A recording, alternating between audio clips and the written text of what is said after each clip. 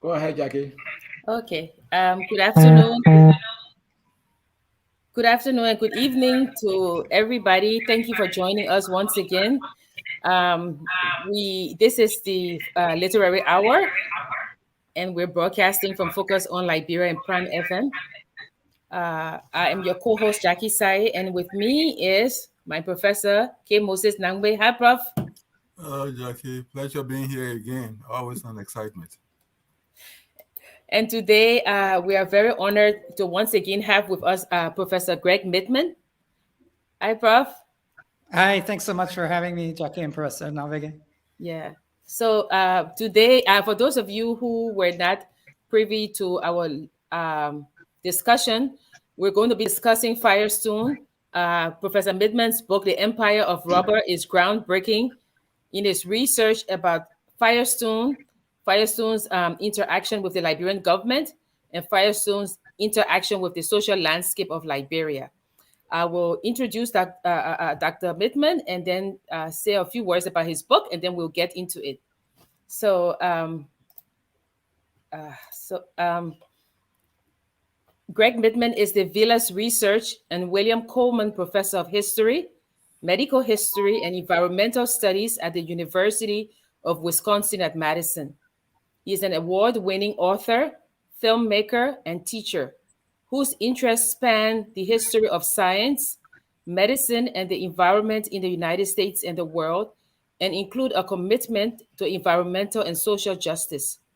He brings to his scholarship and teaching an interest in understanding the ways in which political economy, cultural values and beliefs, and scientific knowledge intersect in shaping the interactions between people and environment over time. So his most recent work has focused on a multimedia project, films, a book, and public history website exploring the history and legacy of the Firestone Plantations Company in Liberia.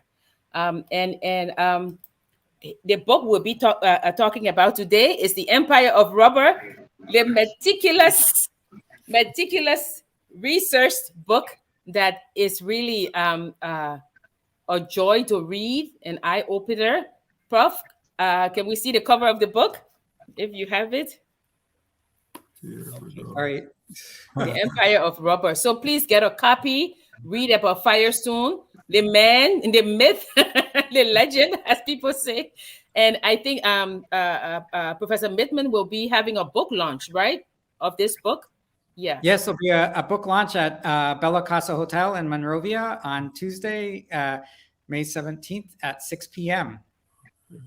And the New Press, which is the publisher of the book, will be donating copies to Liberian, a number of Liberian colleges and universities. I mean, this book is a history book in itself.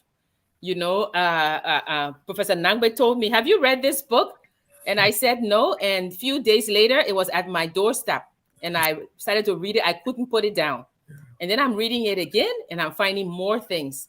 And another interesting thing, Professor Mittman, if I may, is that last week, the provost for international studies, Wendy Wolford, she said to me, "Have you? We're talking about Liberia." She said, "Have you read Gregg Mittman's book?" And I said, "Not only have I read it, let me send you the link to the show." Yeah. So okay. So for those of you who are first-time listeners, we started by going through the first few chapters of the book. Who was Harvey Firestone? What influenced him? Why he came to Liberia? What were the geopolitical forces that brought him to Liberia? And we discussed that, and that's why it's important for you to not only go to the book launch, but for you to buy this book. I keep saying to buy this book. And so we've discussed that. So if we jump into it now, we are assuming that some of you have read the book, and if not, the questions that come, we will see how to answer them based on the story. So today we're going to be speaking about the Liberian government, their interactions with Firestone, labor, those that work with the people, as we say, Augustus Wilson and others. So we'll take it from there. Prof, I'll give you first dibs.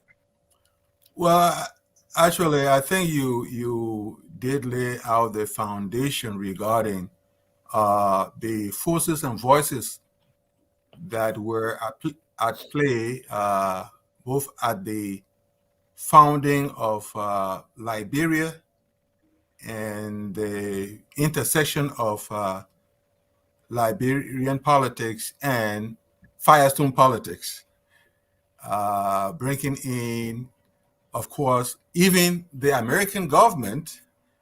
And so, in other words, the book provides a confluence of all these forces and voices. And as you pointed out, where we are going today has to do with the interplay of the Liberian government and the indigenous populations of the country and what all that meant and has continued to mean in the country. There were 3 presidential administrations, taking it first from CDB King, and then going on to Barclay and Tubman, and of course all other things that got into the picture. So my initial reaction as far as this second phase of our work is concerned is maybe Professor Mittman trying as much as possible to frame the relationship that it kind of informed the interaction of each president, or probably just talk about the presidency of Liberia and how that related to the indigenous people as far as labor practices were concerned. Maybe we want to open that angle up, and then we run into a few other things. Yeah, sure. I think maybe a good place to start is really in the 19th century, and to think about Liberia, in the 1850s, 60s, and 70s, when its economy was quite healthy in terms of agricultural production. One of the characters in the book is a man by the name of Augustus Washington, who was an African-American photographer working in Connecticut, decides to emigrate to Liberia. At first, he was quite opposed to colonization, and but as his situation became, more and more difficult in the United States, and particularly with the passage of the Fugitive Slave Act in the United States, he decides to emigrate to Liberia with his family in search of freedom, and becomes a success. He has starts off a dagger type photo studio in Monrovia, becomes a successful businessman, and uses that money to he has a farm in the St. Paul River region, which is an important farming region. In the 19th century, develops a very successful farm with sugarcane, based on paid wage labor, and is reliant upon the indigenous population to help him with that farm. He's paying. He takes great pride in. He says he's exporting sugarcane to the British, who for the first time are buying sugarcane that was produced through paid wage labor and not through slave labor. And so the economy is doing well in Liberia in the 1850s and 60s, and then the coffee economy also is burgeoning in the 1860s and 70s. And then there's a real collapse of those commodities.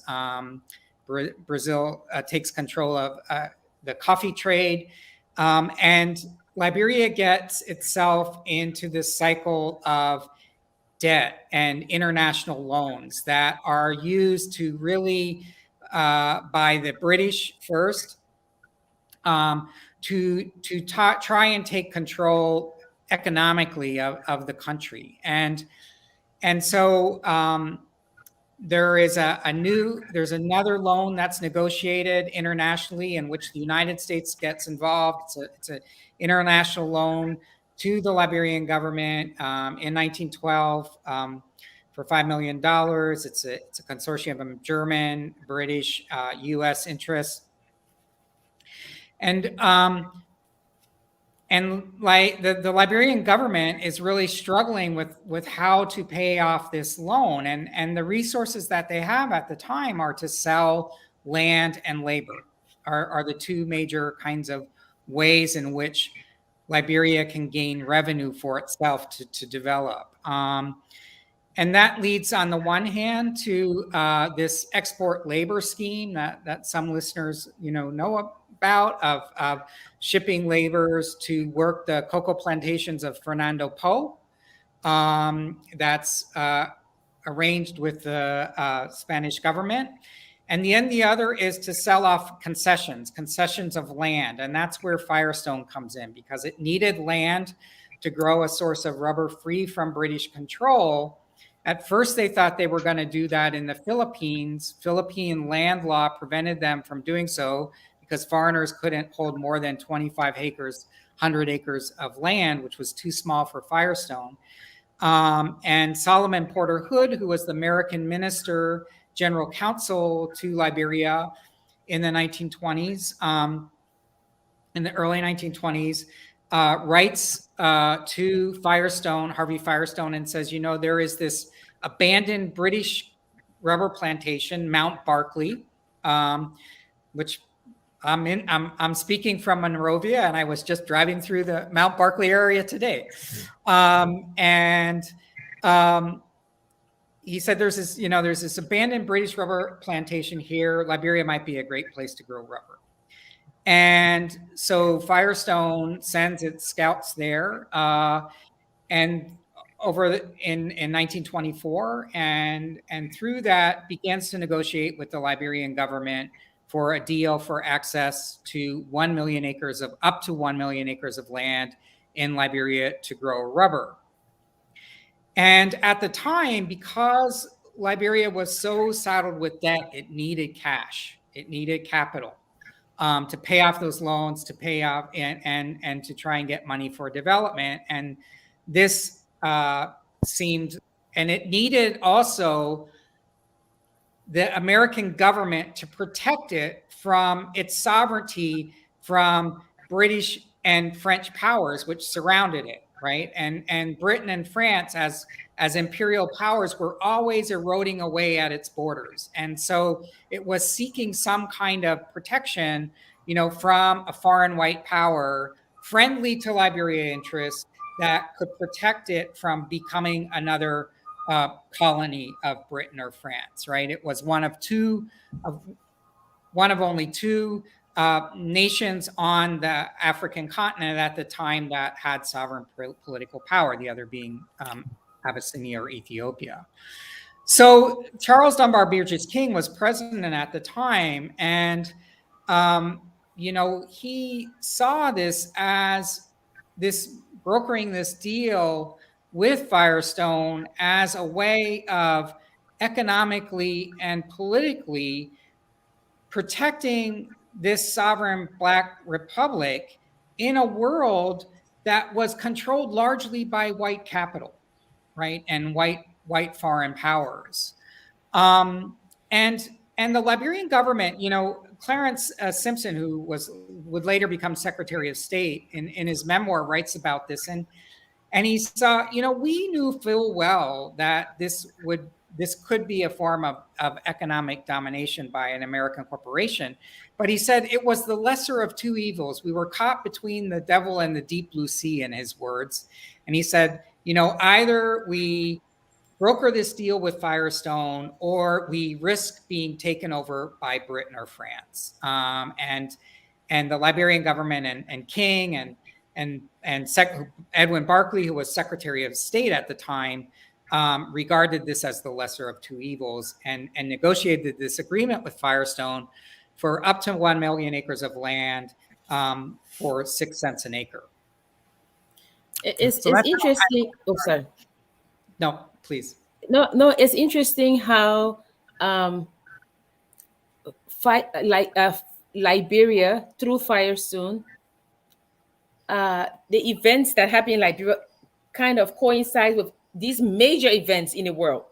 They kind of like Liberia is this actually a very dominant player, albeit a small player. I mean, a small one, a small country, but its impact, it's a big one, but trying to focus our discussion on the local Firestone instead of the international Firestone. I was quite surprised reading the book that when the League of Nations had given their verdict or whatever about Fernando Po, right, that there was slavery or whatever, explain to us how the League of Nations could say that, okay, the terms of the 1926 Slavery Convention, and right, that to eliminate slavery, the slave trade, and forced labor, but with the exception of public works. How could they justify that the government was right, or the government was right in taking indigenous people to build roads with their hands, to build these roads, and the international community did not consider that as slavery, and then equate that to maybe the labor practices in Firestone. Okay. Yeah. So, as I write in the book, I think there's pretty good evidence that Firestone was really egging on this League of Nations investigation into forced labor and slavery in Liberia, because Firestone was pretty naive about the labor supply in Liberia. And he boasted that he was going to have 300,000 Liberians working on this plantation of 1 million acres. But when they got there, they found that there was actually a labor shortage, that it was difficult to secure laborers. And part of the agreement that was put in place was a quota system where interior districts and chiefs were required to supply the plantations with a certain number of men. That labor quota system continued on into the early 1960s. Men, once they got there, were paid. It was paid wage labor, although it, up until 1950, tappers were earning 18 cents a day on the plantations. Firestone did not adhere to Liberian wage labor laws until the 1960s. So, there was, and so that quota system created systems of coercion, because chiefs were paid a certain amount for every person that they sent to the plantations. And, I interviewed many retired Firestone workers, some of whom dated their time to the Barclay administration. They would say, I can date my time when Barclay was in the chair. And some of them went to work, as one gentleman told me from the Suakoko area. He said, I went to go work on the Firestone plantations to escape from working on the road crews that you talk about, right? The forced labor of building roads by hand. Others said their fathers were taken there by force. There's a range of different stories about how people arrived on the plantations. Jackie, the statement you said about the 1926 League of Nations Convention on Slavery, about preventing the practice of slavery and forced labor except for public works. Liberia was no different than Britain or France or other governments in the use of forced labor for public works. Britain was doing the same thing. France was doing the same thing in its colonies. But but Liberia gets singled out for that. And that as part of that League of Nations investigation. I mean, the U.S. was doing it too, in terms of prison road crews and so forth. So, that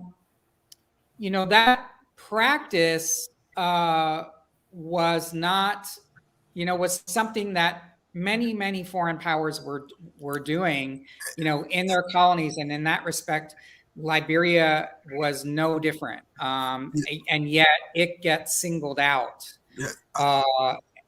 by the international community.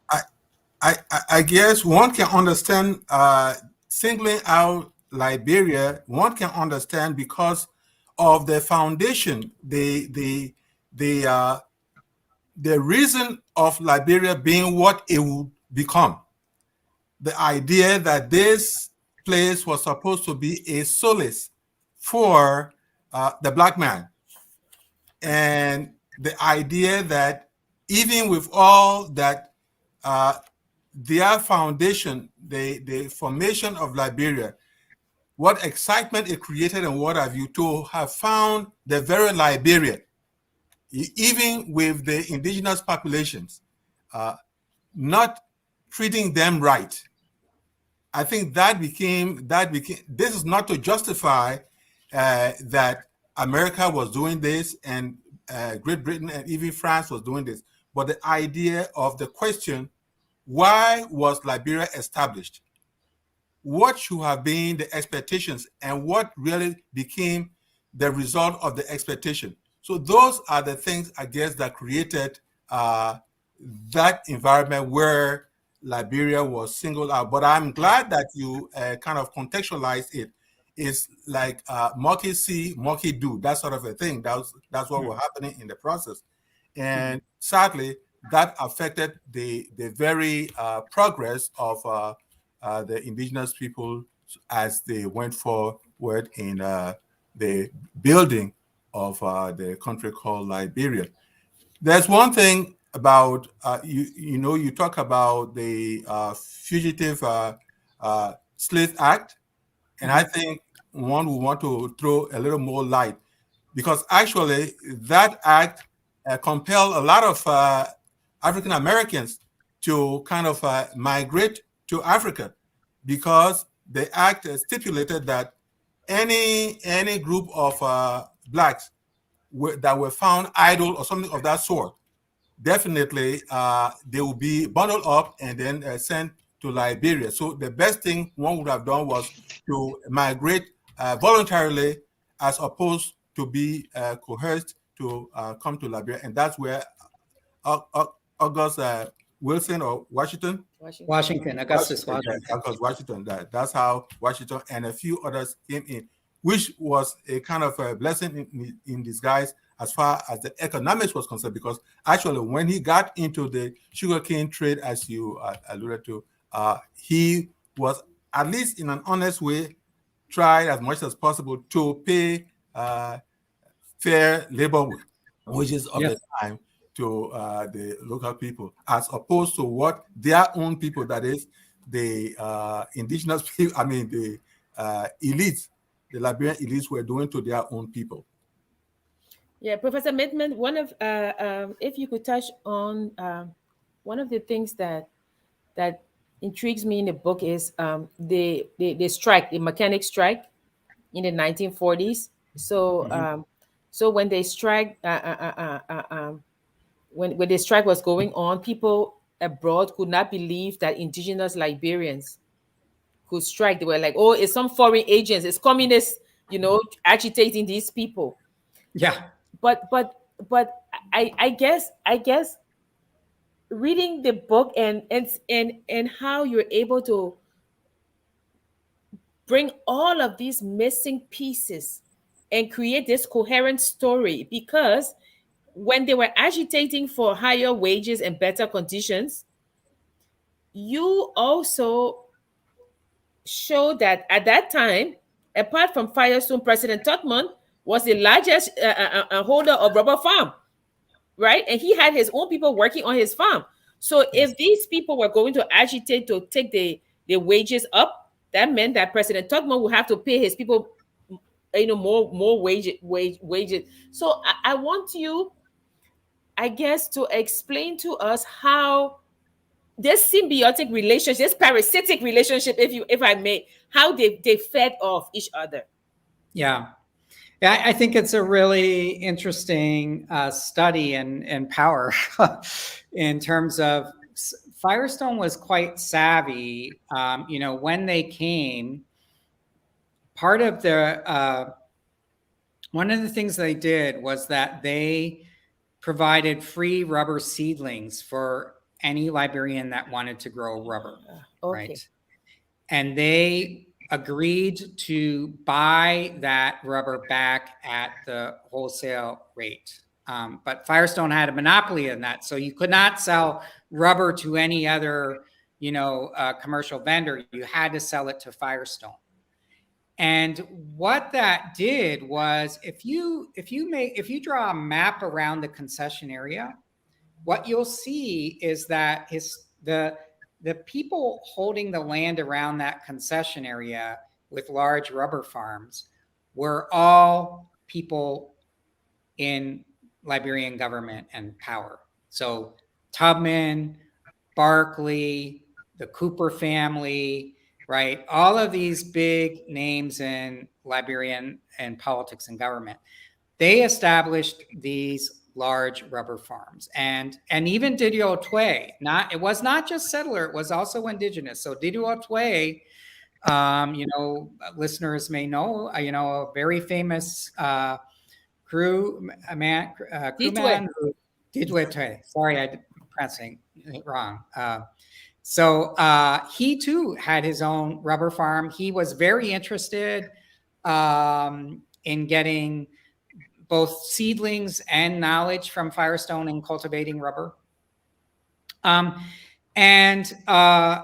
interesting story is Edwin Barkley, who I have great respect for. I think was masterful in preventing Liberia from becoming an American protectorate. Under his from 1930 to 1935, the U.S. government refused to recognize Barkley's presidency,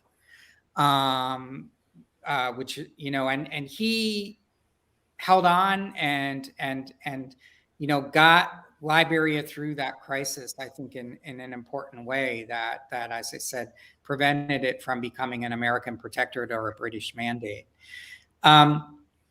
He himself had, a farm, but he really wanted to develop. He had an agricultural vision for Liberia that was really around mixed crops, and a diversified crop system, not a plantation economy. And his nephew, George Padmore, helped develop that farm. And Padmore was really more interested in cultivating rubber and did that. And when Barkley retired from the presidency, his income from the rubber plantations was much more than he was earning as the Liberian president. Tubman, became the richest man in Liberia because of those plantations that he established. And what was so smart about it was that, as you alluded to, Jackie, was that it meant whenever there were strikes on the Firestone plantations, Tubman would use the Liberian police and military to go in and squelch those strikes on the Firestone plantations, because if Firestone was having to pay higher wages, Tubman was having to pay higher wages. So it created this, what we might call a comprador class. It created, as you said, this symbiotic, or we could call it parasitic, certainly George Brown, an African-American that came that wrote an incredible economic history of Liberia, published in 1940, called it a parasitic relationship. But, it ingratiated this Liberian elite. And again, both settler and indigenous, with Firestone, because chiefs were also profiting off this labor system, right? Right. So this system that Firestone developed, and particularly doling out free rubber seedlings and buying rubber back, really ingratiated the Liberian elite to Firestone, and to help them to, in the case of Tubman, squelch strikes on the plantations, which the first major one was in 1950. There was lots of labor unrest throughout the 1950s, and in 1963 was a major strike that shut down the entire plantation for 2 weeks. And then, of course, he declared martial law. Yes. And he declared martial law. And one of the things I find in there is the role of the media. The role of the media, because actually in such a economic whirlpool that was going on in that place there, where everybody was getting to the cookie jar and all that kind of a thing, the media had a strong, resolute, independent voice in terms of a kind of, even if the media practitioners, even if they didn't make a serious impact, at least they raised a voice with respect to the exploitation of the locals in that regard. So what did you see within the context of the role of the media in that process? Yeah, I agree, Professor Nagbe. I mean, I think the Liberian media were really important. The Liberian newspapers were really important, and they were, calling out some of these issues. They were calling out the labor conditions. Also, the Black press in the United States was very important, because they were also covering these strikes, and calling attention to the labor conditions, calling attention to the low wages on the plantations.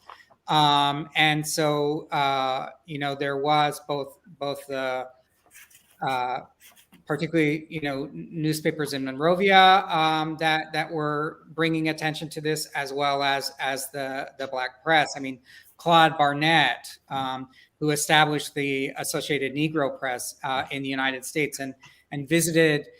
At first he was a kind of real pro Firestone guy. Came to Liberia in the late 1940s, and once he saw the conditions on the plantations, really began to use the Black press as a voice of criticism. So that they were indeed very, very important, and also people risked imprisonment and so forth in terms of sedition, for calling attention to these kinds of things. And it's very interesting, it brings to mind the quote that says, the only thing necessary for evil to thrive is for good men to do nothing. Because there were good men, like Ossie Davis, Ossie Davis said, and I quote from your book, he says, that I came here thinking there would be a brotherhood of race. He said, but there's no brotherhood of race. It's a brotherhood of class. This united Black country that I was going to see, there's none, And then you have, I think, were they called ministers? I mean, instead of ambassadors at the time, or were they separate? No, what happened was a minister is a kind of lower diplomatic position. Okay, so it was the American minister to Liberia. And then in 1950, that diplomatic position was elevated to ambassador.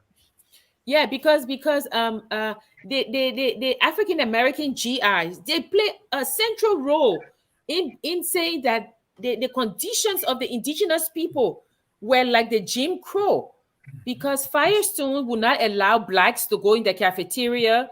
Firestone was continuing the racist treatment that people were trying to get rid of in the United States. So when the African American GIs came, they were appalled at that and kept writing, and it was inspiring to see that there were people like Ossie Davis who spoke out against it. And one of the episodes you have in the book that I was laughing was I think is it Lester Walton? Yes. Yeah, that was, buy the book. I'm not going to talk about it. You guys buy the book so you can read about Lester Walton. But I thought it was funny. Another thing that that was very interesting was that it was Barnett, right? They talk about when Marcus Garvey, was it Marcus Garvey or Du Bois? Du Bois wrote to Firestone.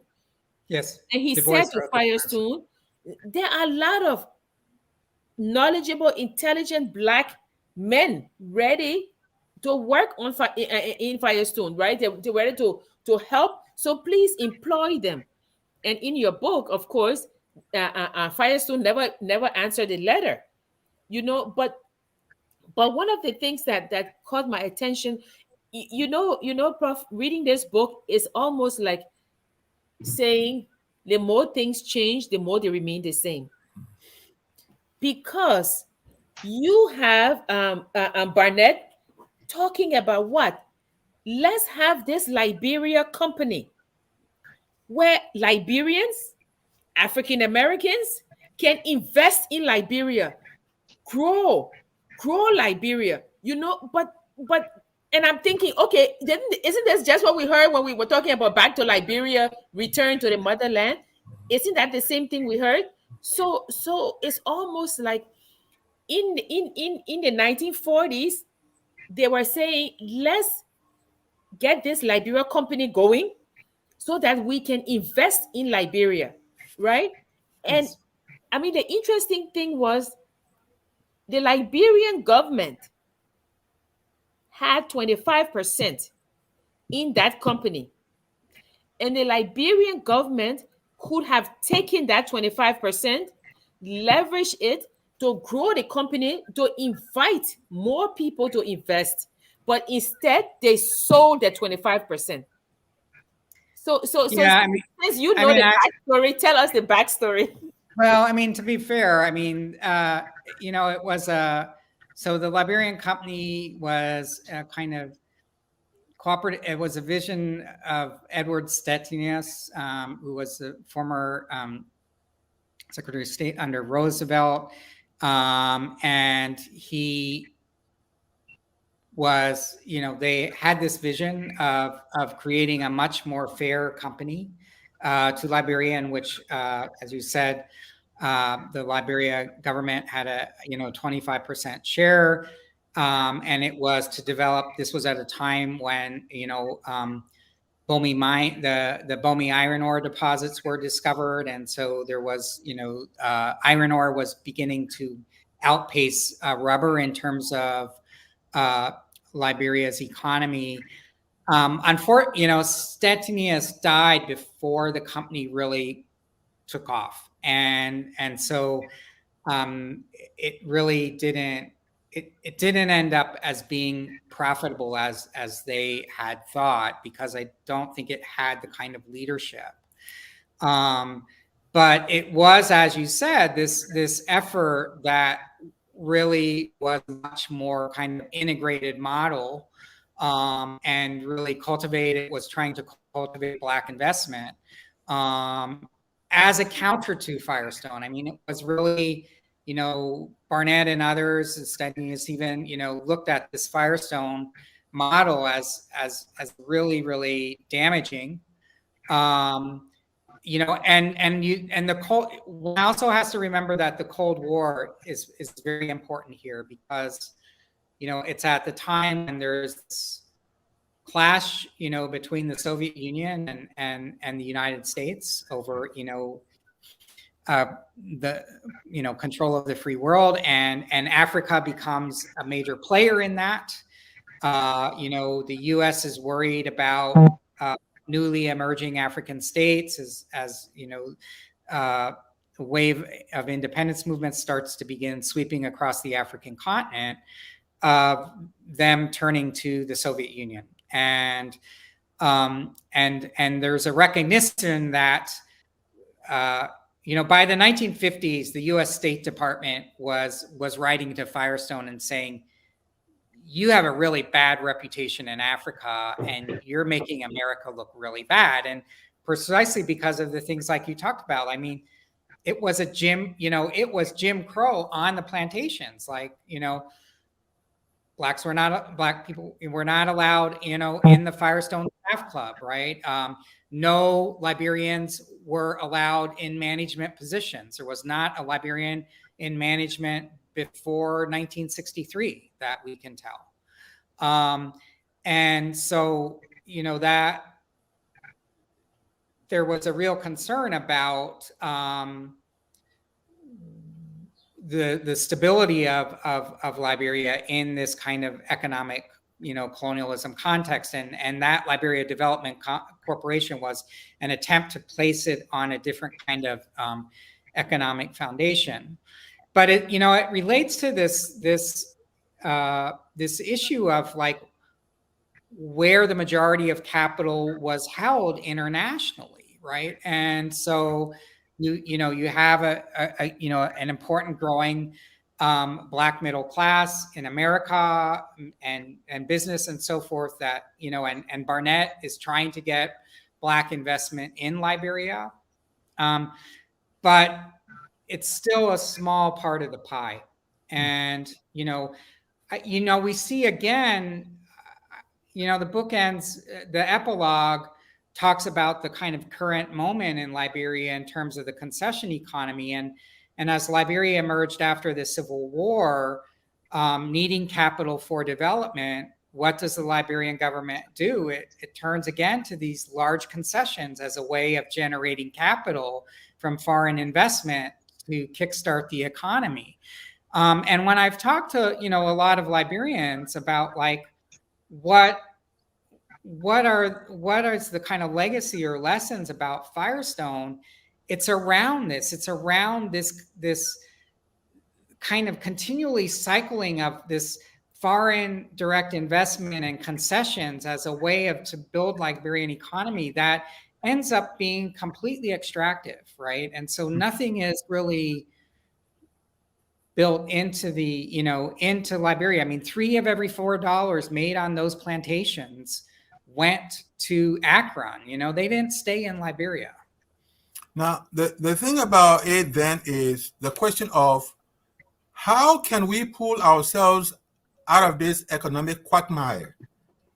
I guess that might be the question, drawing on all the lessons we are talking about, the growth of the economy only within certain cycles and not filtering down to the ordinary people and what have you. The question is, is there no ready panacea of the problem, or are there some inroads that the ordinary Liberian may have to pull to be able to a kind of move on to a safety ground, if one may say something of that nature? Yeah. I'm not a developmental economist, so yeah. I'm a bit out of my league here, but there are, there are some heroes in the book, or people that I admire and try and elevate in the book. And one of those is a man by the name of Frank Pinder. And Frank Pinder was he was an agricultural economist, trained at Florida A&M University, historic Black college. And he works for the Roosevelt administration, helping develop markets for Black sharecroppers in the U.S. South during the Depression. he comes to Liberia in 1944 as part of this economic mission to Liberia that the U.S. Sets up. And he spends over a decade in Liberia helping small farmers develop agricultural markets. He works with Buy Moore, very famous Liberian, yes, who was Minister of Agriculture before he became to become this very well-known Liberian poet and writer. And he and Moore work on this really, really interesting project in Village de May. I'm not sure if I'm pronouncing that right. Where they work that is respectful of West African agricultural traditions. They're not trying to create a monoculture crop like Firestone, but rather using diversified agriculture, oil palm, cocoa, a range of plants, well established in terms of agricultural traditions in Liberia, to develop markets for smallholder farmers. And at the time when Firestone was trying to really suppress those smallholder farmers by, for example, dumping rice on the market at cheap rates. And I think that emphasis on smallholder farmers and smallholder agriculture and its development is one that I see happening throughout Liberia today, and really, and I know there's been an effort within the Liberian government to develop that more, and I think that's really important in terms of having this diversified economy. Yes. And that's also respectful of these agricultural traditions and lifeways, respectful of customary land relationships. So the Land Rights Act of 2018, I think, is a really important inroad in that it, if enforced, laws don't mean anything unless they're enforced, but it is, for the first time in Liberia's history, recognizes the legal right to customary land, and it gives communities the right to self-determination, which they did not have before. So, the communities that were affected by that Sim Darby concession, going way back to the Firestone concession, the Bassa communities that were affected by that concession, they had no right to their own self-determination. But the Land Rights Act allows that, if enforced, and I see that as a hopeful sign too. And talking about that, I take interest in the observations of George Brown in terms of talking about the so-called social trinity, talking about the village, the farm, and the communal networking and what have you. I think those things, if elevated, should be able to set us on a new path, especially within the context of strengthening the agricultural activities that will ensure that people continue to work the land, and from that be able to benefit both their families and generations coming thereafter. I agree. George Brown is one of the other heroes in the book, in my view. Yes, and there is a little passage there I just wanted to quickly get us to look at. He says, this is Brown's interest in the exchange relations of indigenous economies took him to Liberia.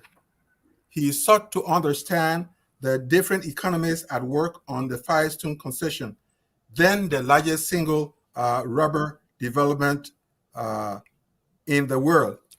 But then the other part which strikes me more is when he comes to this part, which has to do with, he says, these were not primitive economies. He's talking about the interworkings of a people as far as the communal activities go. So these were not primitive economies, he argued, but were cooperative industrial systems. They depended upon a set of exchange relations that upheld the community rather than the individual and inform the collectivistic nature of social and spiritual life in Africa. And then he goes on, the last part. Together, Brown observed, village, farm, and forest formed an African social trinity, each part of which was integral to and played an important function in the social order of indigenous Africa. I think those observations were powerful, and I believe that even to this day, if we were to even invest in that whole network of the Trinity, the social Trinity, that would be a very useful force in terms of helping Liberia get out of the economic quagmire that we've been talking about here. Yeah, I agree. I mean, and I think we see these experiments happening all over, Liberia, these kinds of efforts of trying to develop, markets for products. I know of I actually end the book with it, and in a village of Gomu that's intercropping oil palm with other cash crops, trying to use that to help support a school, in the area, developing agricultural cooperative. They've just got a oil palm press to help to really help farmers throughout the community in terms of labor saving, in terms of pressing oil palm. And those to me are, again, really, as you said, respectful of that kind of social trinity that I think that Brown was so astute in observing. I mean, I think he really understood the importance of land in Liberia in the way that many foreigners that came here did not. And as we know, for the listeners, land is really important. We know many people, who have land conflicts in Liberia. I mean, it's a big issue, right? Talking about the sanctity or the importance of land, I was struck by a piece in your book, and it's not central. I guess it just commands a paragraph. When you write about B.F. Goodrich, and that when B.F. Goodrich came to Liberia, the government told them to go and find land. They can go find land anywhere. And Right. 600,000 acres of land at 6 cents an acre. A lot of people talk about Firestone, but they don't talk about B.F. Goodrich. That they got the land, and Tubman forced the chiefs to sign over that land to B.F. Goodrich. Yep. And 600,000 acres of land, and B.F. Goodrich couldn't even use 15,000. So they just got the land. And so talking about the sanctity of land, and then with these concessions, and then these greedy governments that are giving, more than even the company asked for, in the and it's and sorry to interrupt that, but that B.F. Goodrich concession is the concession that the Sim Darby concession was built on. So what you find in Liberia is that these concessions are layered one upon another, and they go way back in time, right? So one concession becomes another concession, becomes another concession. And that was, as you said, that was, customary land of those people living in that area. And when you take that away, you're taking away the livelihoods of people that were using that land to grow crops to send their kids to school, right? Women were farming, right, to grow cash crops to send their children to school. And when you take that away, and they have no place left to farm, right? Yeah. And you're only employing 20 to 30% of the people in that community, which is generally what happens in these concessions. You're taking away all the possibilities, right? But you're also taking away able-bodied men. You know, it's not the old people who you need to work on your plantation. It's the Nope. they are the able-bodied men that you're taking away from the communities that they need. You know, one thing that struck me about Firestone was when you I'm sorry, we shouldn't be reading your book, but about Firestone's role during Charles Taylor's occupation or during the war, that Firestone served almost as the nerve center for Taylor's operations. Has the government of Liberia censored Firestone in any way, or have there been repercussions, or do you think he did it with the knowledge of Firestone? Well, You mean Taylor? Well, Taylor was, I mean, Firestone was buying rubber from Taylor. And Taylor, you're right. So Firestone in that respect was helping support Taylor's government. I mean, there's a ProPublica documentary, Firestone and the Warlord, that goes deep into that story. You know, it's only a couple paragraphs in my book, partly because it's well covered by ProPublica. But yeah, I mean, Taylor, you know, took over those plantations. They were tapping them. Firestone was buying that rubber, you know, knowing full well the kinds of human rights abuses that were happening throughout the country under Taylor's regime. and what was even dangerous is that we talk about the concessions that were given out to these people and what have you. And even the very Firestone could not use the entire swath of land that was given to it. And then another group came in and was given some swath of land and what have you. In that process now, these companies that were given their land legally, it kind of planted their own pegs, disregarding the ability of these local people to be able to use the land, because whenever the local people touched the land, it was like, no, don't touch this land. This land is for us. The government gave us this land.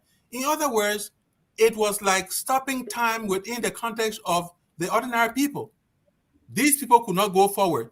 They could not use the land because the land, it was said, belonged to these concessions and what have you. And so this was you want to say murder or whatever it is. This was a kind of destroying the future of the ordinary people. And you know, the whole idea is what compensates for that, or how can the kind of brutality that the ordinary people, what will ever compensate for that? Well, we talk about restoration, we talk about reparation and what have you. Could any such program would be established in a place like Liberia? Do you think so, or what are your ideas? You know, that's an interesting. It's an important question.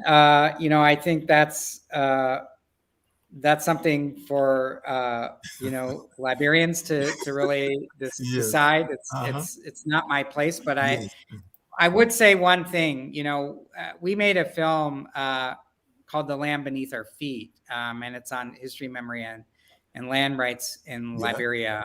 Okay. And one of the communities that we filmed in is a place called Kwiza. Yeah. Now, you're right. Kwiza is an interesting name, right? Because it means it's Kwi and Za, and so it means the white or civilized pushed us away, right? Took us away.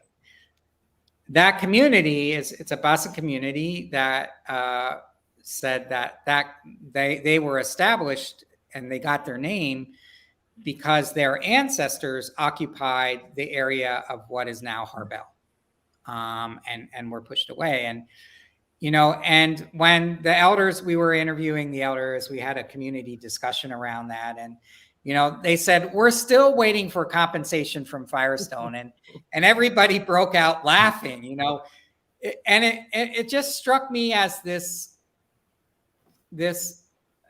it was a joke, but it was a painful one, that people really wanted compensation, wanted reparation, but knew that that would never come, right?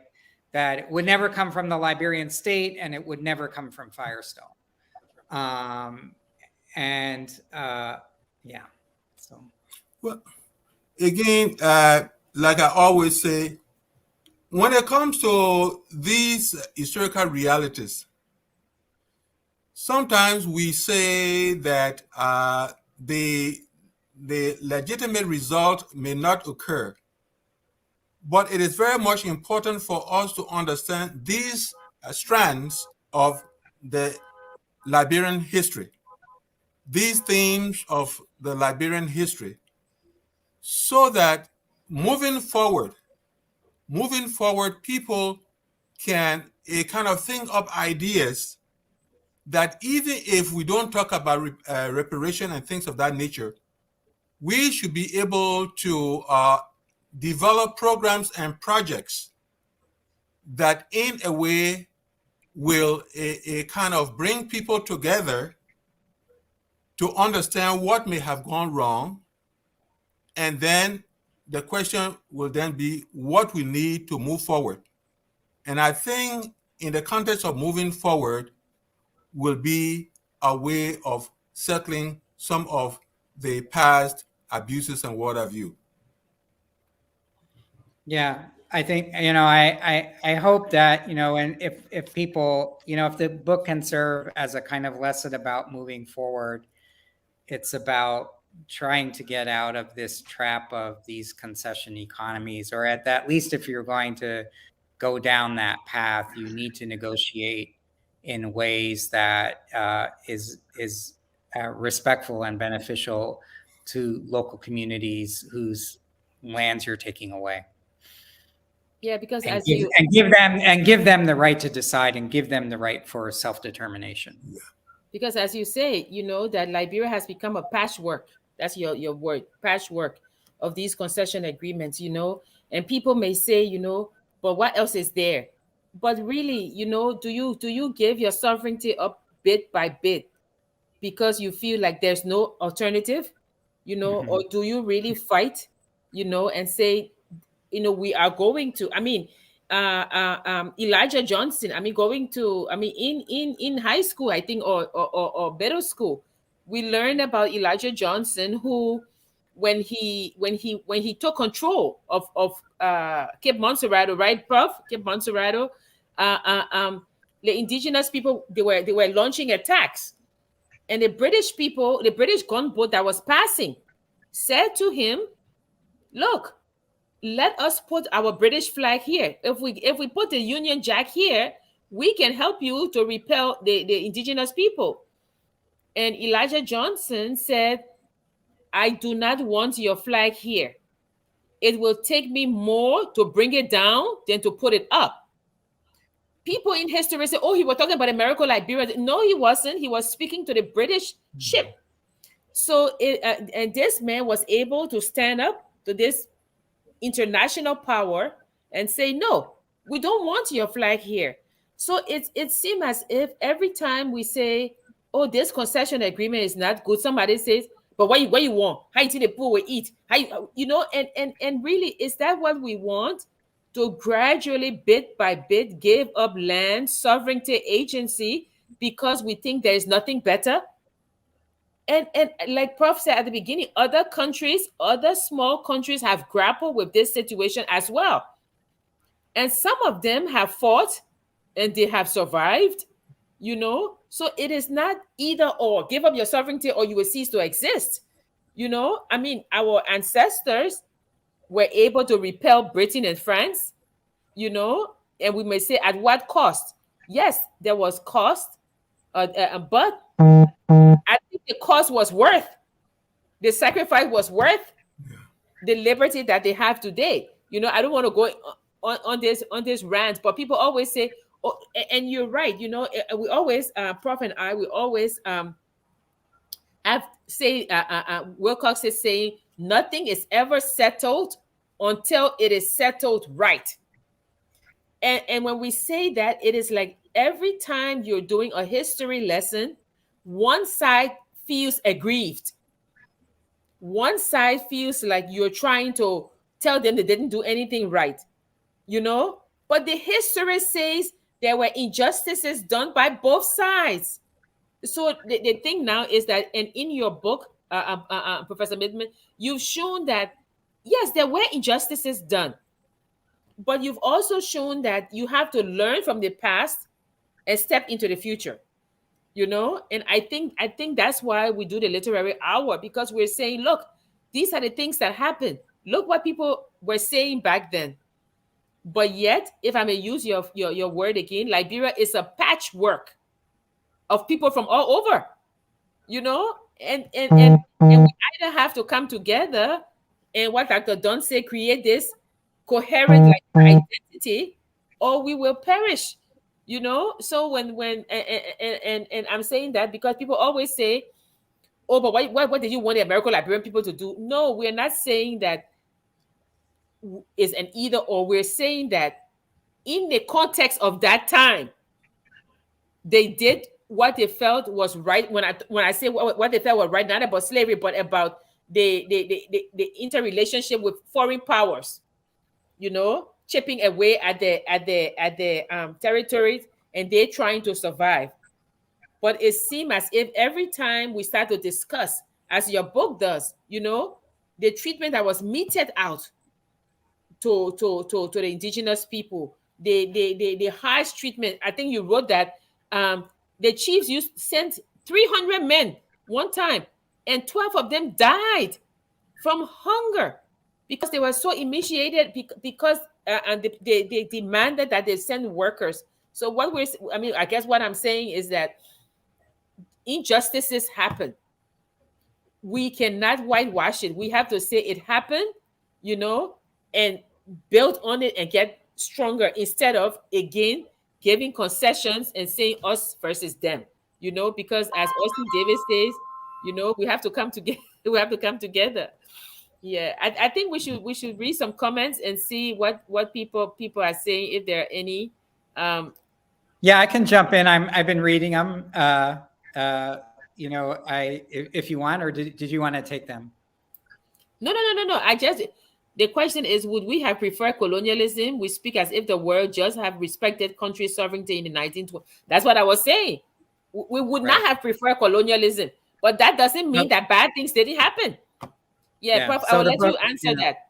Well, to William King, I mean, the book deals a lot with the historical context you've been asking for. It talks precisely about this in terms of the position that Liberia was in, being surrounded by colonial powers of France and Great Britain, and why the Firestone deal was appealing in terms of maintaining its sovereignty as a nation, and the book deals extensively with that. So I'd encourage you to read the book. Yeah, buy the book and read the book. Alfred Gofa says, open war crimes could let the rebels clear the names for Liberia to move forward. Okay, and Prof. Mittman is in Liberia, so we will not be going there.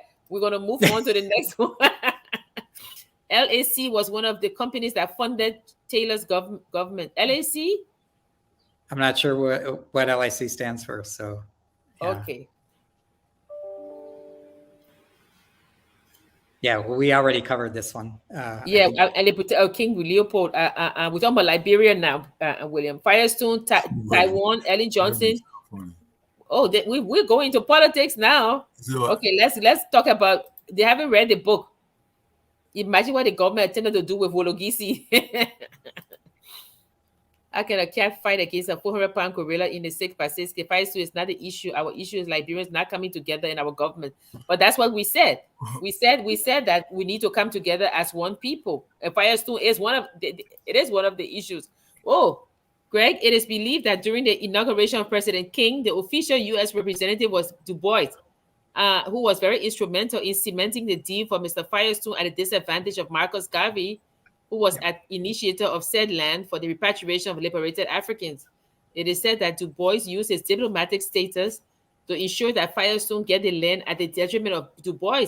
What's your take on the school of thought, the role of the U.S. government? Yeah, so I deal extensively with this in the book. In fact, W.E.B. Du Bois was a supporter of Firestone initially, and he believed, he was very opposed to Garvey and the Garvey experiment. He didn't believe that there was sufficient Black capital in place in terms of Garvey's business ventures to really get Liberia out of debt, and thought and advised President King to throw his weight behind white capital and the U.S. government over Garvey. So absolutely, there's lots of strong evidence for that. Du Bois would later come to regret that. Yeah, that's what I was saying too. In the early 30s, he wrote, and he writes with regret. Says, I had not, in his words, I had not yet lost faith in the capitalistic system. And from the in 1930s on, he became Firestone's most vocal critic.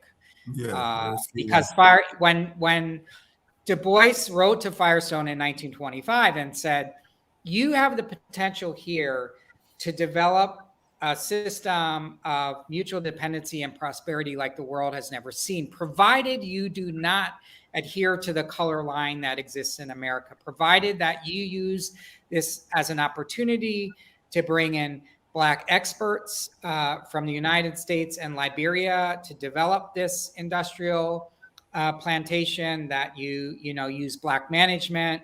But that's not where Firestone went. He, relied on institutions of white privilege and power. He used consultants from Harvard, from Yale.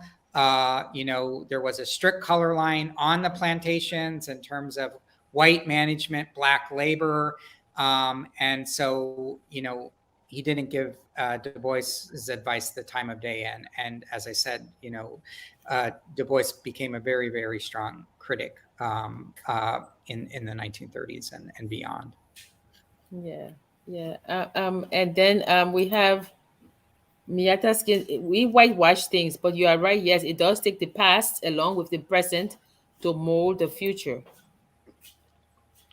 William King. Okay. But July 26, 100 years later, will have been a great year for Liberia's independence. Okay, Dwight. Garvey did not have the financial capacity to uphold a 100 per acre deal. Right, yeah. And that was Du Bois's view.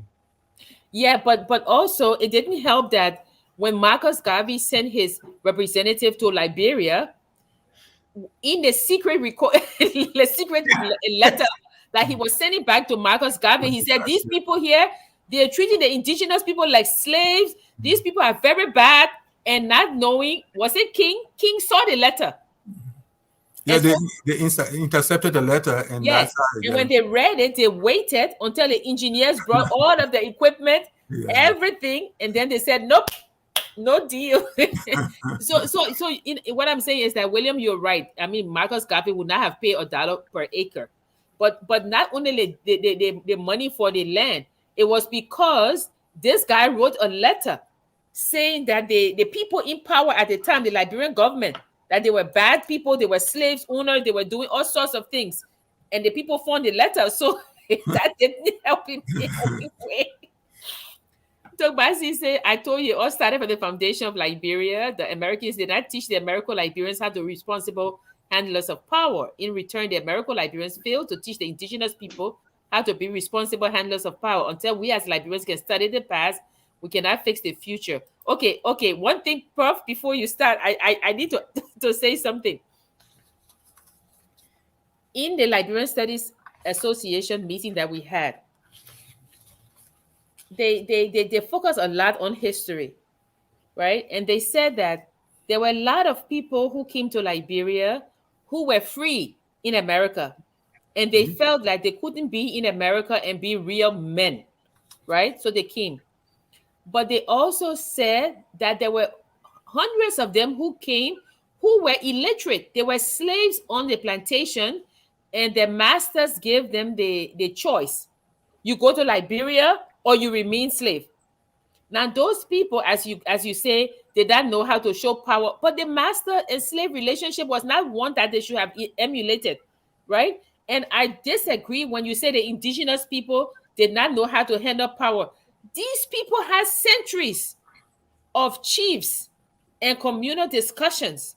I think when you were talking, Prof, about how the indigenous people taught the American Liberian some ways of farming and things like that, I think they could have blended power, power dynamics or different ways of power. But I don't think the thing was to that the American Liberians were going to come and teach the indigenous people how to be responsible handlers of power. I don't think so. But then again, it's just me, Prof. I'll leave that to you. Yeah. The question is still on the table. No, yeah, I mean, he tabled that one. Professor, yeah. Yeah. Well, I don't know that. Again, I'm really in a position to comment on this. Okay. And it's interesting. I mean, I know there's a real push among Liberian scholars now to really to dispense with talking about American Liberian, because American Liberian itself, my understanding of that history of that term is it was largely used by outsiders to speak towards a derogatory way towards settlers. And so I think there's been a real effort, within like the Liberian Studies, people that go to Liberian Studies Association and so forth, to actually get rid of like that term American Liberian because of the kind of derogatory context I think it has. I mean, you see it used mostly through, by American scholars writing about Liberia and so forth. And, the way in which I think about that, the book is written in the way in which I think it's helpful to think about Liberia is, I see it as two things happening. One, Liberia is a settler colonial society, right? It's a Black settler colonial society. We usually think about settler colonialism as white, but in this case, it's a Black settler colonial society on the one hand, and on the other hand, it's a country that is caught in this world of racial capitalism. And what do I mean by that? So the geographer Ruthie Gilmore writes very compellingly, she says, capitalism requires inequality, racism enshrines it. And that, in the 19th century and in the, into the 20th century, you had a world that was structured around racial capitalism of really, the ways in which racism and the construction of race and difference was used to create inequalities that capitalism thrived on. And so, internally you have this settler colonial society, but in a world that in which as a weak sovereign Black republic, it's constantly having to play in this larger world where white capital is pulling all the purse strings. And so that becomes, I think Liberia's struggle. And both indigenous and settler are caught up in that struggle, of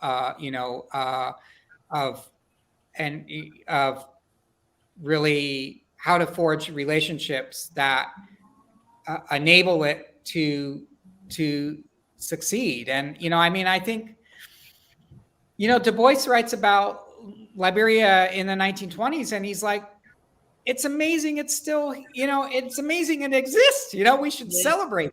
It's like, one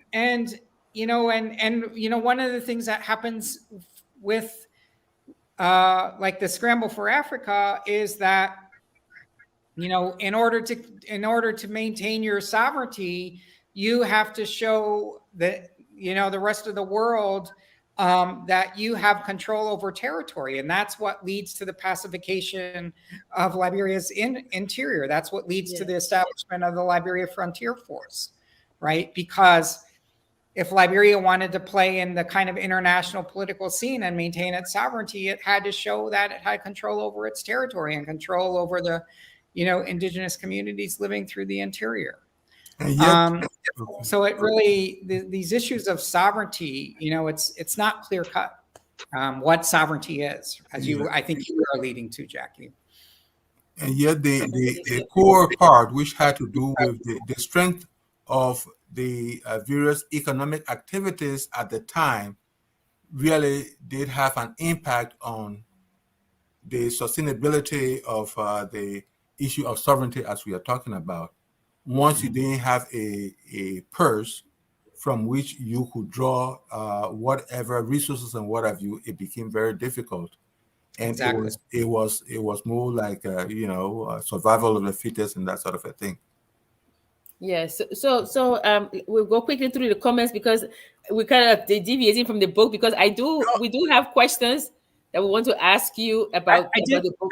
I did want to come back to one question because it's actually pretty central to the book. And Larry Davis asks, what is the role of white supremacy in the Firestone fiasco? And I think it's absolutely, central to the story. And I write about that, the way in which, and one of the things that I write about is that I actually think, and I say in the book that, it is a history of Liberia, yes, but as I write in the book, it's a history of America viewed through the lens of Firestone in Liberia. Yeah. And I don't find myself actually in a position to be able to, I'm not Liberian. It's not my place to write, Liberian history. That's for Professor Nagbe and others. Dr. William Allen will be in conversation with me on Tuesday night at Bella Casa, as a Liberian historian about the book. And what I felt I could say, what I could write about was about white, as a white American author, that I could write about the making of whiteness and the ways in which the making of whiteness came to impact the place of Firestone in Liberia.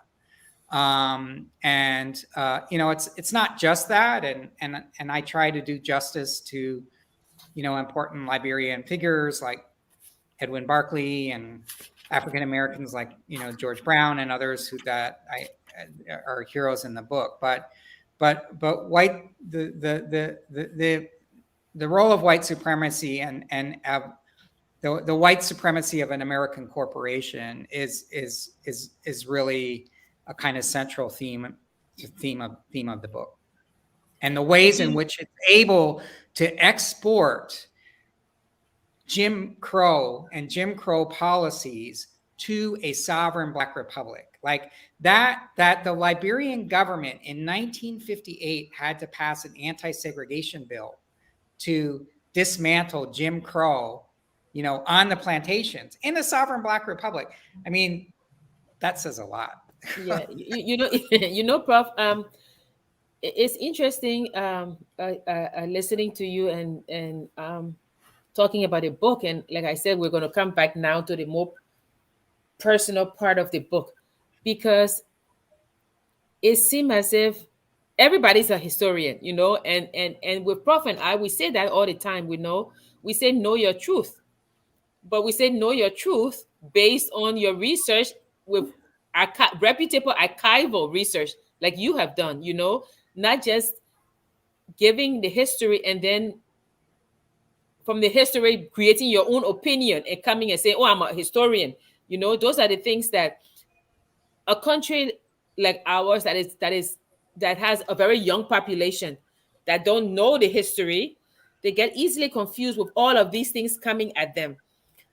So at the Liberian Studies Conference, it was very interesting. We had a few writers. We had Carrie Banton, who will be coming on the show. I mean, she wrote a phenomenal book on the Barbadian migration to Liberia, and that's it's a very interesting book, about the Barbadian migration.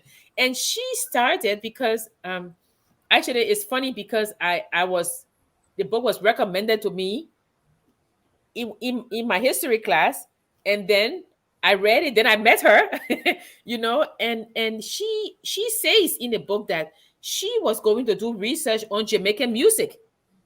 And her advisor said to her, "Oh, instead of Jamaican music, maybe you should explore this area." And that's how she came to write her dissertation on Barbadian migration to Liberia. Then we have Susan Lindsey, who you also know.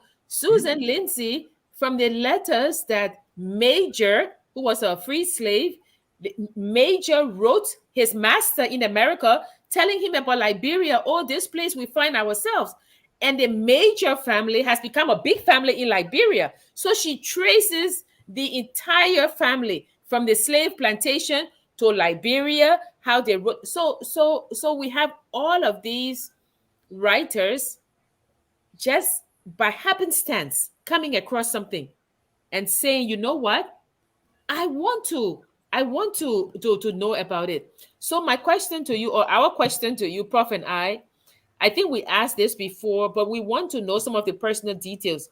How did you come? I know that you did say that it was American history through the lens of Firestone, because the first part of that book, it is about American history. I learned a lot about the man called Firestone. But how did you come to write this book?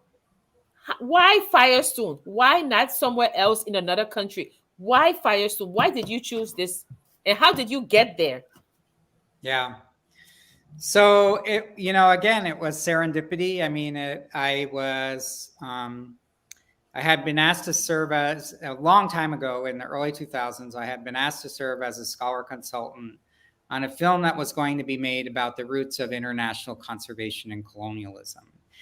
And the group that was making this film had footage of 3 different expeditions, one of which was a Harvard medical expedition to Liberia in 1926, which I write about in the book. And no one knew what it was about. And I was, I'm trained as a historian of science and medicine. And I got interested in why was this elite team of Harvard scientists going to Liberia? It didn't make a lot of sense to me. And so I started digging into that. And then I came across the published volume of the expedition, and it was dedicated to Harvey Firestone. and then that set me off. And then I started, researching about Firestone in Liberia and so forth. But, Firestone has an archive. It used to be at the University of Akron. But Firestone has never allowed anybody access to that archive, even though it was at a public institution. It denied, eminent historians like Elwood Dunn, I know, tried to get in there. Many of us tried to get in there. We were everybody had been denied that. And that just made me more determined to figure out this story. And so I first came to Liberia in 2012. I stopped counting after being in Liberia after about 10 trips to Liberia. I'm here today in Monrovia. And I was very fortunate to meet a young Liberian man by the name of Emmanuel Yapawola Yuri, who was a graduate student at the University of Wisconsin at Madison in an institute that I was directing. And I had shown, so this expedition had 650 photographs and about 2 hours of motion picture footage, mostly taken in Liberia's interior, so largely of Liberia's indigenous groups. And I showed this to Emmanuel, who's Pele from the small village above Banga. And he became quite fascinated and enamored with this and said, we've got to take this back to Liberia. People need to see this. And so we went back, we started retracing the itinerary of the expedition, going to the towns it went through, showing people the photographs and footage of that, and gathering their stories about what Firestone meant to them. And we worked with the National Archives in Liberia to create a public history website, liberianhistory.org, where people can access all these photographs and film footage from this 1926 expedition. There's a small exhibit on Madame Suakoko on that website. And so I just started scouring archives, across the world, trying to piece this story together because I couldn't get access to Firestone archives. And I started interviewing, retired Firestone workers, elders in Liberia to really piece together this story. It took 10 years. So that's what kind of set me on this path. And, I am, I think now ever intertwined with Liberia. I'm back here. I'll be working here on a new project for another 5 years.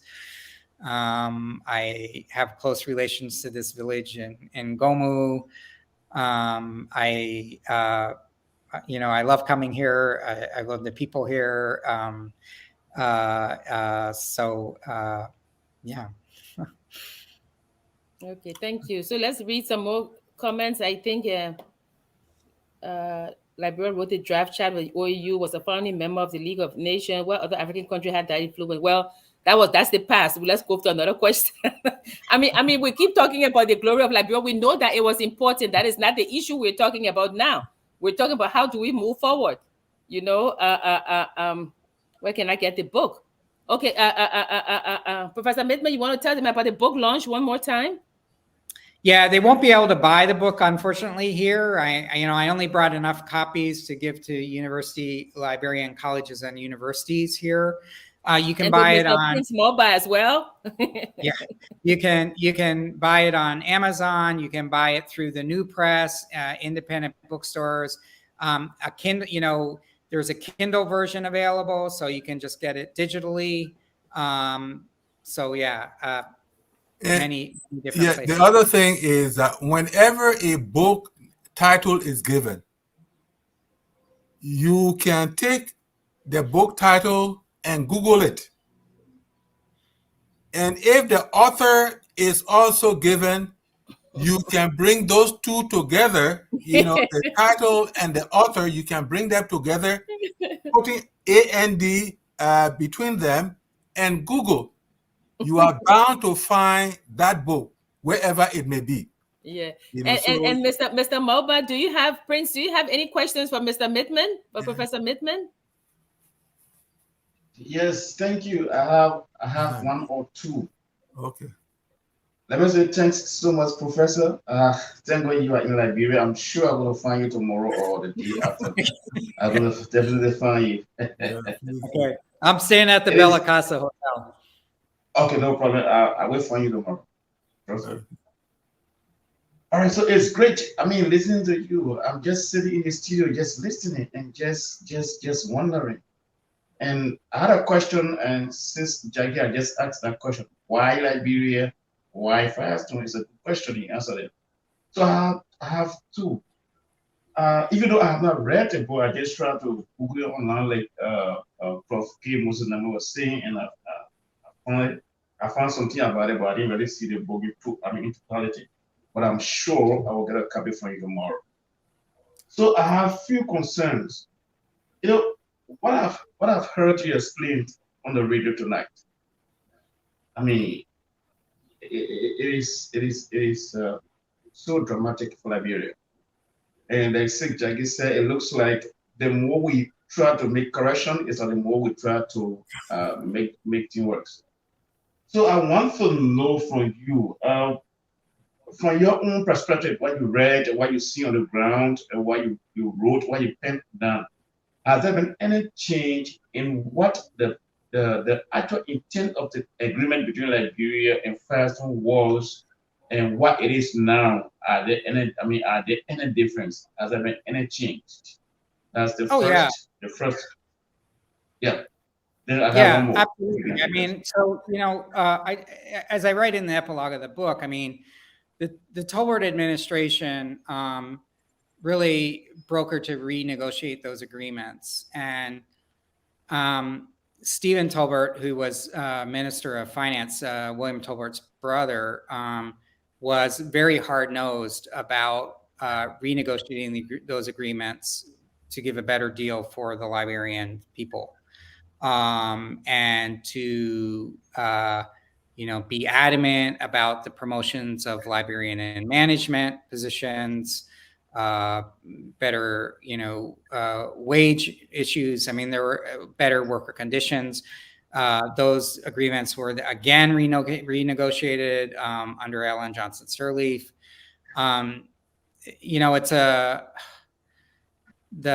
It's no longer it's no longer an American company, right? It's Firestone Bridgestone. It's a Japanese company.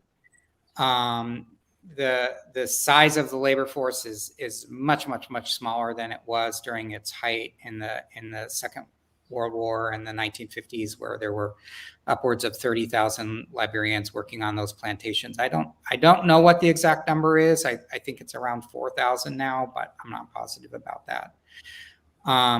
So yeah, it's definitely, there's been a lot of renegotiation since that original 1926 agreement. And I think the Tolbert administration, unlike Tubman, was really willing to push back against Firestone. And there is, all right, thanks a lot. Okay, I would, yeah. I was going to say there's, well, Stephen Tolbert was tragically killed in a plane crash in 1975 when he was renegotiating those agreements. And I know, some Nigerian press thought it was the CIA that took him down. No, Professor Mittman, you should check those archives. Maybe you might find the answer there in those secretive archives. Some telegraph you're not meant to see. Sorry, Prince, what's your second question? Yeah, so my second question is, so what is important for Liberians to have a copy of this book? What can it teach Liberian? What can we learn from this? From this book. What is so important for it? It's an eye opener for further concession agreement and making good use of the land right that you talk about. What is the importance of this book that each Liberian should have a copy? Well, maybe Jackie and Professor Nogbe can speak to that better than me, since since you wrote the book. Prince, I will let Prof go first, and then I will. No, I continue to say that understanding your history is a way of understanding the psychological environment of your own people and yourself. Because the more you understand your environment mentally, the better it will be for you to find tools that will help you move forward. It is not so much of beating on the past, but it is important for you to create a foothold to be able to generate new ideas that will propel you forward. And that's where this book becomes very much important. Understanding the past, but not dwelling on it really as if to be mischievous, but using bad lessons to be able to create new lessons and good lessons to be able to move forward. That is at the heart of the matter, because it brings in policy issues. It brings in even legal issues. What kind of decent laws will you put together? What kind of decent policies will you put together to ensure that from the bad past, you can carve out something very much important and eye-opener to be able to move forward? That's what I see as far as the book is concerned. Yeah, Prince, one of the things that happens is that a lot of times when we are writing and we are close to the history, let's say a Liberian writing the history, you tend to put some biases inside. It comes creeping in. I mean, it's normal, you know. And so when Prof and I were what was that book, Prof? We're talking about the Ernest Jerome Yancey book. Yeah. We were laughing because everything he said in a book, when about 60% was wrong. It was not what happened in a League of Nations document that we had. And so we were laughing because sometimes you see that when it's your history, biases creep in, right? And then I think it's Why Nations Fail, I would think, or How Democracies Die. One of those books say every country comes to a critical juncture. The decisions they make at that critical juncture will determine where the country will go, right? I firmly believe that Firestone was a critical juncture for Liberia. And we went this way when we should have gone this way. And the book, I mean, not Professor Mittman books, but the book says sometimes you will study that critical juncture and say, oh, this country took that path. Let's take this other road. Because when they hit the critical juncture, they took that road, it didn't work out good. So we have someone who is not a Liberian, someone who is very impartial. The book is a historical account. Professor Mittman doesn't say, oh, you know, go this way. Oh, these people, they were, no. Here is what happened in history. Here are the sources to back it up. Here's where I went. Here's the book. Here's the page number. Here's the thing. Here's your history. Now, it's up to us to read this. That is why it's important for Liberia, because it's up to us now to read it and say, oh, this little country that we call Liberia was very important at this time. And if they had done this, the narrative would have been different. But we didn't do this. So next time, let's do this. So it's a teaching book also for us. It's a history book. That's why I could not put this book down, Prince. When you buy this book, as you start to read, it's a good book. Yeah. Let me join in there. I want to ask a question. I want to ask Professor King this question. So you said that. Let me ask this question. You are a Liberian and you are a teacher in the States. And then Professor K. Moses Name is a prolific Liberian writer whose book are all in the schools in Liberia here. So what will you be recommending to Liberians after this book launched on Tuesday, like Professor Gitman said, that will be launched on Tuesday at the Belekasa? What is the recommendation? Do you want this book to be taught in our schools? I'm glad the point was made that institutions are going to get copies of this book.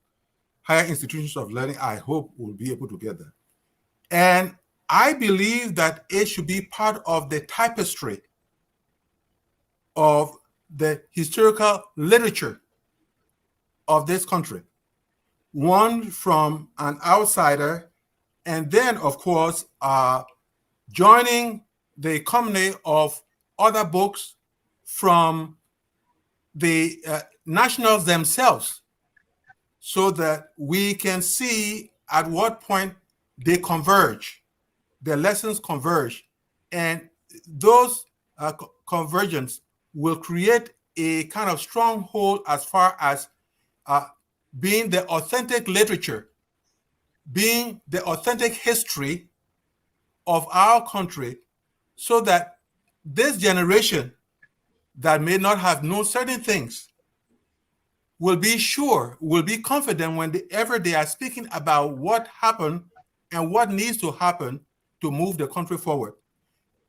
The more we have voices that create a good conversation, the better it is for us to think clearly and be able to move forward. So the question of whether it is supposed to be recommended, I say yes, it should be recommended. And then it becomes part of the confluence of ideas that should be able to move the country forward. Thank you, Professor Nabe. Yes, indeed. So thank you so much. Yeah, thank you so much. So I don't know, since Jackie, I don't know whether you will let us to see if we can in the team maybe 1 or 2 callers. Maybe just call the numbers. Yes, yes. Also, Oh, if you want us definitely. I to. didn't know. Yeah, if people are calling, yes, please. Yeah, so let me announce the number. This is Focus on Liberia here on Prime FM 105.5 in Monrovia. This edition of the program is called the Literary Hour with Professor K. Moses Nambe and Sister Jackie Segwe. Of course, we have Professor George Mittman with us, who have written several books, and Liberia has been highlighted this time around with a book titled "The Emperor of Fire of Robot." Firestone Scramble for Land and Power in Liberia. So great title. I love it so much. So you can call us on 0770-1051. If you follow me, if you have a question, if you have any recommendation, you can call that number 0770-1051 or you call 0777-05-3336,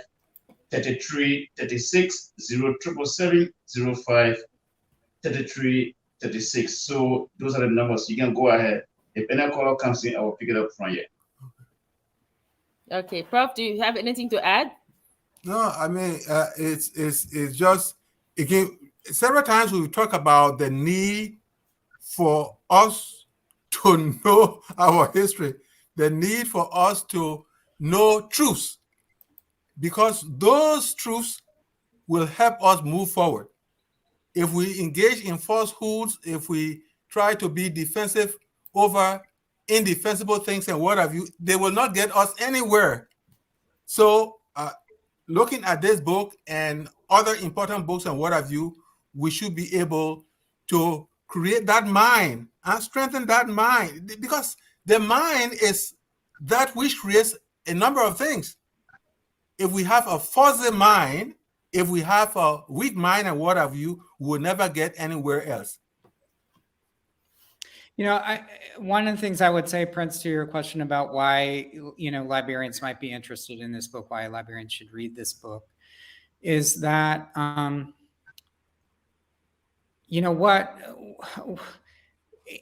America, if you, ask people what they know of Liberia, all they'll bring up is the Civil War. And, one of the things I think the book does is it shows how important Liberia was in the conversation around Black internationalism in the 1920s, 30s, and 40s.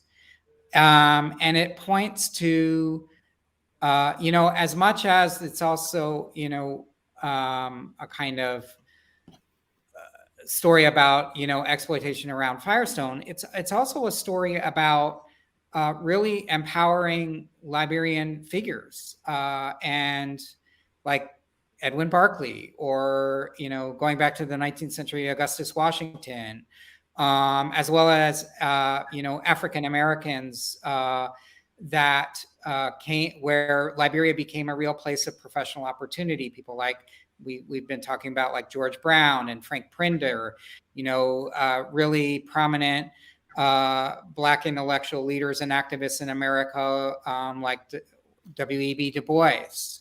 And so I think it really, my hope is that the book also, for Liberian readers, shows them, the importance of this, of the country, within, international politics and discussions, and particularly in terms of Black internationalism, in the 20th century. And part of that is it has a stronghold of Pan-Africanism. Yeah. The working together of Blacks on the continent and Blacks in the diaspora. That collaboration is at the heart of Pan-Africanism, and that comes up also in the book. Yeah, that's what we said, that, there's, I mean, it's almost like things are just going in a full cycle, because when I read about the Liberia Corporation and I was a Liberia company, I was like, what's this? And it's saying, look, the African Americans should invest in Liberia, and Liberians themselves should invest in Liberia. And then to make it go faster, we're going to give the Liberian government 25% of the company, but they have to give us they have to give us, I think his internet is having problems, but they have to give us opportunities for commerce in the country. So when you see things like that, then you're saying that, oh, now they're talking about back to Liberia, year of return. Yeah. But this thing was hatched in the 1940s when they discussed that, so it's almost like when you're reading this book, you're saying, but didn't this just happen? Because some of these things, they happen, but years ago. And so people shouldn't try to reinvent the wheel. Yeah. They should start with that and run with it and say, okay, this is what. But yeah, I think this is a very good book. I think that it should be a history book because, Prince, if you read the book, the first half, it's not about Liberia. And then you start saying, but what am I reading? It's telling you, even when Firestone was a poor man, how he became, how he came up in the world, how he, and then you learn that. Sorry, we had a power outage. Okay. So let me see if I can take this caller here on the line. Good evening. Hello, your name, where you calling us from? All right, he going off. No. I mean, you can when you know about a man known as Firestone, and then you realize that that actually the rubber trees, they didn't start in Liberia. This guy came and said, well, let me plant my few rubber trees. This British guy, and so when he was leaving, somebody Firestone was looking for a place that he could grow rubber. They said, oh, there's a little small country in Africa that can do it. So it's really, I mean, even how he raised his sons, how Firestone raised his sons, that his son went to a school, that the school was very racist, So what do you expect from a man who sent his son to this racist school? So you learn about the man first, he and his wife. Then you learn about how he and somebody else started this company and he pushed the poison out. Then you learn about how he worked with the Liberian American government, and you learn all these things. So the book is very well researched. It takes you from the beginning to the end, and all through it shows you all the different people, Prince, the Black American soldiers who came and started to write the American press and say, oh, they're treating the Black people bad. O.C. Davis, right, the actor, who in the 1940s, he was a nurse. He was a nurse in Liberia, and he wrote and he said, oh, I thought I was coming to a country where the Black race was one. All these things, it's like Professor Mittman did not let anything go. If he's researching and he finds something, he adds it and he follows it. So it's a really good book. Yeah, it's a good book. And I think it's important for Liberian history. I think it is important that we have books that are also written by people who have no fish to fry in our business. Yeah, but do excellent work. Yeah. So we're coming to the close now. We've kept Prince for almost 2 hours. Yes. Well, I really do enjoy the conversation. I mean, those are things we like to hear for our country. And I'm sure this is a great contribution to Liberia's educational system, understanding our history, and where we come from. Maybe some of the things in our book I not even know. If reading the book, I wouldn't know them. So I mean, it's important. I just like to. I think this will be my closing comment. We'll have 3 minutes to the time. Okay. So let me say, Prof. George Mittman, thanks so much for being on the platform tonight. I would just like maybe you can. Through Sis Jackie or anybody, if within the FOL from FM chat room, you can give me your librarian's number, not on the video, so that tomorrow if I try to find you, I may not find difficulties again for you at a hotel. It's great as you in Liberia. I'm very sure to seeing you and maybe talking to you and having some time together. So let me say thanks to the team, Professor Nangwe and Sis Jackie. I'm so what went to do with the presentation. It's great having this great man on this video tonight and on the television tonight and speaking through this video to Liberians as to how he went about just getting pieces of information for across Liberia and then do a marvelous job that we Liberians will enjoy years to come, generations to come as well. Thanks so much. Okay, thank you, Prince. Thank you for having us, and thanks to everybody who listened to the discussion. And I will convey your message to Professor Mittman, and I'm here. I will send I'm his here. number through. I'm I will here. send his number through Dennis for you. Yeah, and you can go there and maybe get a copy of the book. Okay. Hello. Thank you, Prince. Hello. And, Yeah. and we always say, live Yeah, I'm Liberia there. up. Good night. We are Liberian. Liberia is our home. Liberian people.